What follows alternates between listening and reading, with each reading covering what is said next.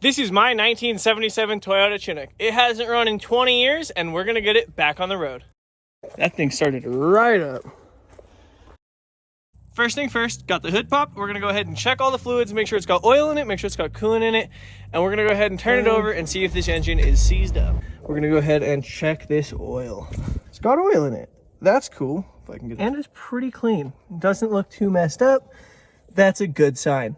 Knowing it's got oil is part of the battle. Now let's see if it's got coolant. Ooh, that's not a good sign.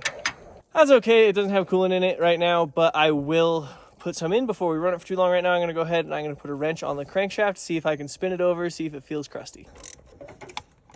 Oh yeah, spins over pretty easy. Feels like it's got some compression. I guess now fuel, air, spark. Seems like it spins over. I'm going to go ahead and see if I can get a battery in this thing, see if the starter cranks. If the starter cranks, we're going to see if it's getting fuel and spark. And if it's got fuel, spark, and air, it should fire on up. We got both terminals on this battery. It's hooked up. It's clicking. So we're going to go ahead. I think this key, yep, this key is in fact turned on. Look at that. There's some dash lights on the dash, an oil light and a brake, charge light, an oil light and a charge light. Before we get too much further, I'm gonna go ahead and pull this air cleaner off and see.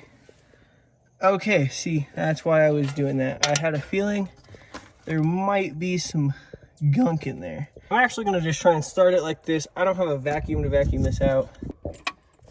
Fasten seatbelt. There's a seatbelt light in here. Okay. I don't think it's gonna start like this. So I'm gonna go ahead and I'm gonna put a little bit of fuel into the carburetor and see if just a little bit of fuel in the float bowl will possibly get this thing to fire on up.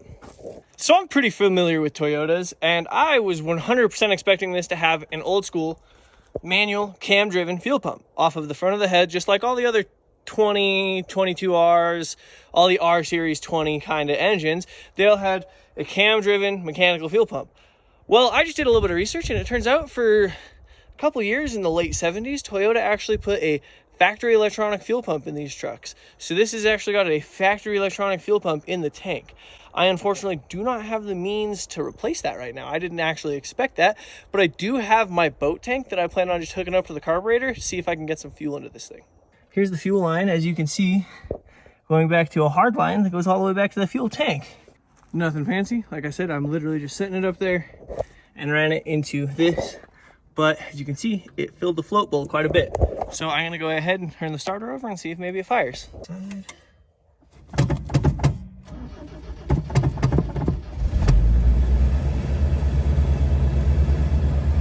Okay, there's the oil light. I was like, man, what about that? This thing is just purring away. Wow. Yeah, this thing's purring. Absolutely no issues. I don't think it has coolant in it, so I'm gonna go ahead and kill it. That thing started right up. I feel like all of these vacuum leaks and the secondary air pump leaking and stuff might be contributing to it idling at like 2,000 RPM, but I'm really excited with the progress we've made. It started right on up. So I'm gonna go ahead and I'm gonna see if I can top it up with coolant before we go any further. See if maybe I can get this fuel system a little bit better than what it is now, because that's just janky. And maybe we can take it for a little bit of a cruise. That'd be wild. Was not expecting it to move that quick. Got the old airbox on, I got it all dumped out. I've got it slightly bolted down. I've got all of the lines run back to it. And I've got this fuel line here run all the way out here, which is gonna give me a lot better of an angle to get up to the fuel tank that I have precariously propped above the hood.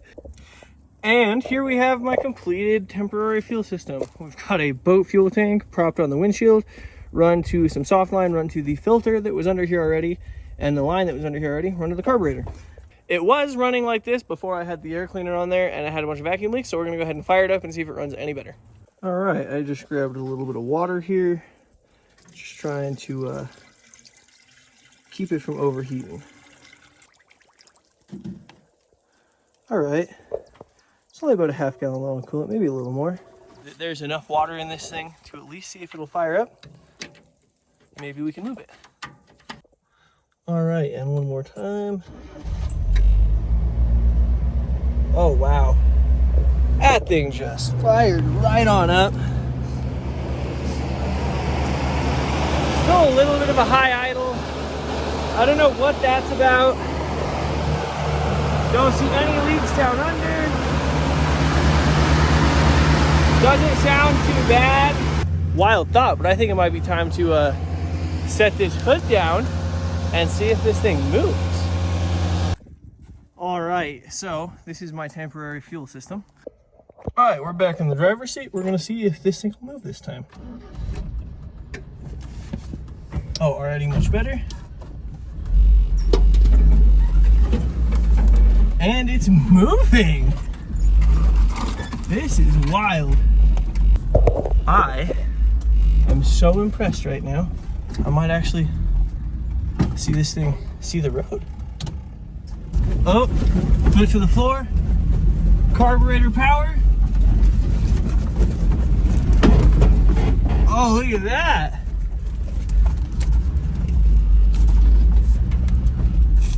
Look at that.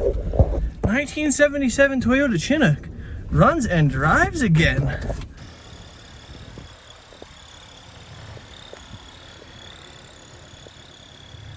Oh, we got a strap dangling. But it runs and drives. Well, I'm gonna go take this thing for a cruise around the neighborhood, see how it does.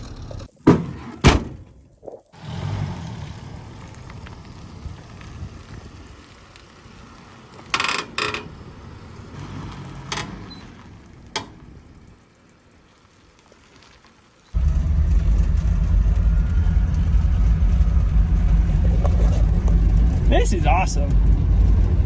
I did not expect to drive this thing today. I expected to spend a couple days trying to get this thing running.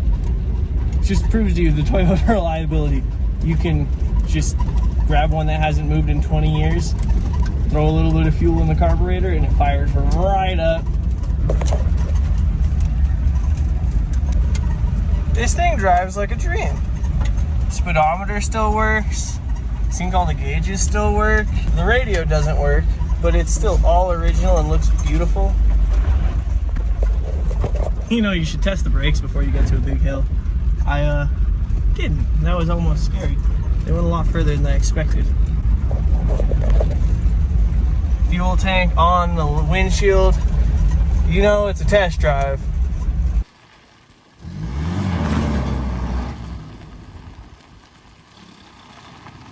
There's a hole here.